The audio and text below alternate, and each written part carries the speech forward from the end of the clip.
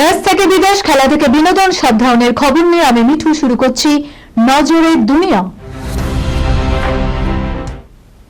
পানীয় জল অন্য কাজে ব্যবহার করলেই ৫,০০০ টাকা জরিমানা, কড়া নিয়ম বেঙ্গালুরুতে। পানীয় জল ঘরের কাজে ব্যবহার করলেই নেমে আসবে শাস্তির খালা। সামনে গ্রীষ্মকাল, তার আগে বেঙ্গালুরু ওয়াটার সাপ্লাই অ্যান্ড সিওয়েজের কড়া ঘোষণা করলো পানীয় জল শুধু খাওয়াই হবে, অন্য কাজে ব্যবহার করলেই ৫,০০০ টাকা জরিমানা দিতে হবে গৃহস্থকে। গত কয়েক বছরে ভয়ঙ্কর জলসংকটে ভুগছে দক্ষিণের শহর বেঙ্গালুরু। প্রতি বছর গরম পড়তেই জলের হাহাকার পড়ে যাচ্ছে সেখানে। এই অবস্থায় আসন্ন গ্রীষ্মকালের আগেই জল অপচয় রুখতে ব্যবস্থা নিল Bengaluru water supply and sewage board. দপ্তরের তরফে জানানো হয়েছে, গতবারের পরিস্থিতি যাতে না ফেরে সেই কারণেই এবছর আগে ভাগে জল অপচয় রুখতে জরিমানা ঘোষিত হলো। Sunirnoy imaging centre private limited advance প্যাথোলজিতে thalassaemia screening, large size biopsy setup সহ সমস্ত পরীক্ষা, echocardiography, foetal echocardiography, CT scan, CT guided FNAC, 4D USG, USG guided FNAC, endoscopy, colonoscopy, uroflowmetry, spirometry, colour doppler, digital X-ray, তাছাড়াও সমস্ত বিশেষজ্ঞ চিকিৎসকদের পরিষেবা একই ছাদের তলায় নিয়ে হাজির সুনির্ণয়। ঠিকানা ১২৬/1 পিলখানা রোড, রানীবাগান, বহরমপুর, মুর্শিদাবাদ। বিশদে জানতে যোগাযোগ করুন 8373049252 7547900377। সৌদিতে মুখোমুখি হবেন পুতিন জেলেনস্কি, ক্রেমলিনের বিবৃতিতে জোর জল্পনা। রাশিয়া ইউক্রেন যুদ্ধ থামানোর ভার নিজের কাঁধে তুলে নিয়েছেন মার্কিন প্রেসিডেন্ট ডোনাল্ড ট্রাম্প। যুদ্ধরত দুদেশের রাষ্ট্রপ্রধানদের আলোচনার টেবিলে বসানোর উদ্যোগ নিয়েছেন তিনি। তাই ইউক্রেন নিয়ে আলোচনার জন্য তিনি বেছে নিয়েছেন সৌদি আরবকে। কিন্তু আশ্চর্যজনকভাবে প্রথমে এই আলোচনায় ডাকাই হয়নি ইউক্রেনকে, যা নিয়ে নানা জল খোলা হয়। ট্রাম্পের মনে কূটনীতির কোনো প্যাচ চলছে তা নিয়েও নানা প্রশ্ন ওঠে। কিন্তু সূত্রের খবর, শান্তি বৈঠকের জন্য এবার সৌদিতে যেতে পারেন ইউক্রেনীয় প্রেসিডেন্ট ভ্লাদিমির জেলেনস্কি।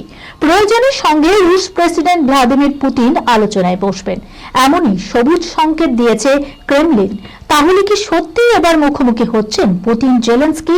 জানা গিয়েছে, মঙ্গলবার ইউক্রেন যুদ্ধ থামানোর বিষয়ে সৌদি আরবে উচ্চ পর্যায়ে বৈঠক চলেছে। বুধবার এই আলোচনায় যোগ দেওয়ার সম্ভাবনা রয়েছে ইউক্রেনের প্রেসিডেন্ট জেলেনস্কির। ভালোবাসার ভাগাভাগি, দুই স্ত্রীকে খুশি রাখতে 3 দিন করে সময় দেবেন স্বামী, শুধুমাত্র রবিবারেই বিশ্রাম স্বামীর। 2 জন স্ত্রী 1 জন স্বামীর অভিযোগ, প্রথম স্ত্রীকে না জানিয়ে ভালোবাসার টানে দ্বিতীয় সংসার পাতেন যুবক। এর ফলও ভালো হয়নি। পুলিশে অভিযোগ দায়ের করা হয়েছে। শেষে সমঝোতার পথে হাঁটেই সিদ্ধান্ত হয় 2 স্ত্রীর মধ্যে ভালোবাসা ভাগাভাগি হবে। কিভাবে? সপ্তাহে 7 দিনকে 3 টুকরো করা হবে। প্রথম 3 দিন প্রথম পক্ষের স্ত্রীর সঙ্গে থাকবেন যুবক, বাকি 3 দিন থাকবেন দ্বিতীয় পক্ষের স্ত্রীর সঙ্গে। সপ্তম তথা শেষ দিনটি নিজের মতোই কাটাতে পারবেন অভিযুক্ত স্বামী। ভালোবাসার এই ভাগাভাগিতে কি সমস্যা মিটল? এ ঘটনা বিহারের পূর্ণিয়ার। প্রথম পক্ষের স্ত্রী 2 সন্তানও রয়েছে। যুবকের বিরুদ্ধে অভিযোগ, নিজের সন্তানের ভরণ পোষণের দায়িত্ব নিতে চাইছেন না তিনি। দ্বিতীয় স্ত্রীরও 1 সন্তান রয়েছে ওই ব্যক্তির। বহু ঝগড়ার পর শেষে সমঝোতার পথেই হেঁটে সিদ্ধান্ত নেওয়া হয় 2 স্ত্রীর মধ্যে ভাগাভাগি হবে স্বামীর ভালোবাসা।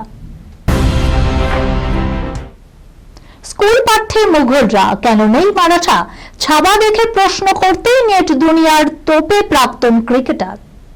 মুঘল সাম্রাজ্যে খুঁটিনাটি পড়ানো হয়, তাহলে মারাঠা বীর সাম্রাজ্যে মহারাজ উপেক্ষিত কেন? সদ্য মুক্তিপ্রাপ্ত ছবি সাবা দেখে এই প্রশ্ন তুলেছেন প্রাক্তন ক্রিকেটার তথা ধারাভাষ্যকার আকাশ চোপড়া। সোশ্যাল মিডিয়ায় এমন মন্তব্য করার পরেই তাকে তোপ দেখেছে নেট দুনিয়ায়। পাশাপাশি নেটিজনদের একাংশ আবার সাবধান করেছেন আকাশকে। এক্স হ্যান্ডেলে আকাশ লেখেন, দারুণ সাহসিকতা, স্বার্থত্যাগ এবং কর্তব্যের কাহিনী ছাবা। কিন্তু সত্যি আমার প্রশ্ন, স্কুলে কেন সাম্রাজ্যে মহারাজকে নিয়ে একটা শব্দও পড়ানো হয়নি? মুঘল সম্রাট আকবর সুশাসক ছিলেন পড়েছি। এমনকি দিল্লির একটি প্রধান রাস্তার নামকরণও করা হয়েছে ঔরঙ্গজেবের নামে, কিন্তু ইতিহাস বইতে সাম্রাজ্যের নামের উল্লেখ পর্যন্ত নেই। কেন? এই খবরের সঙ্গে শেষ করলাম আজকের নজরে দুনিয়া। আপনারা দেখছেন টিভি 24 বাংলার সংবাদ বিনোদন সারাদিন সারাক্ষণ।